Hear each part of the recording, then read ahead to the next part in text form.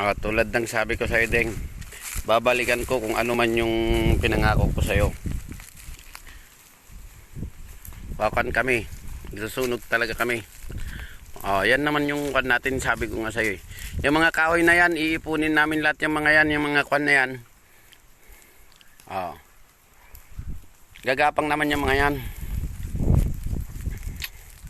Para kahit papaano, makaminos tayo kung kwan ng dumi. Itong mga ito, kukunin namin ito.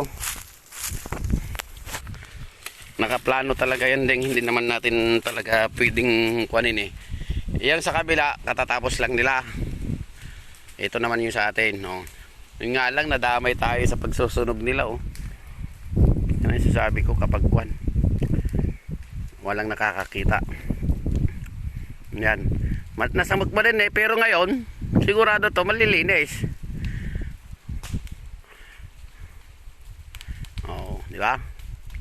Bukas naman ihihilira ko rito diyan sa kwan mo na yan. Doon maghihilirahan tayo nito. Yung mga puno mo. Yung mga aliwalas yan. Pag kwan yan, yung mga yan. Lumaki na naman yung mga sanga natin Pero maintain lang. Plus kahit pa paano, hindi yung katulad dati. Pare John, dito muna. Dito. Dito, sakupain natin to.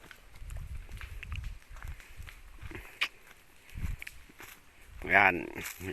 Yan, lilinisin natin yung boundary mo na yan. Boundary ninyo ni Ate Timar. Yan pare, yung masukal na yan. Diretsuin mo na yan. Total, may gas naman tayo. Hindi na tayo masyadong hirap niyan.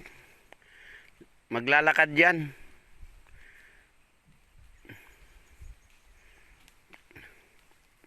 Kahit dun sa dulo pare, ikon mo na rin.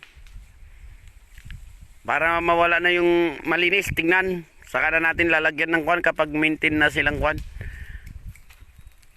Na nakaganyan lang. Yan. Kailangan eh.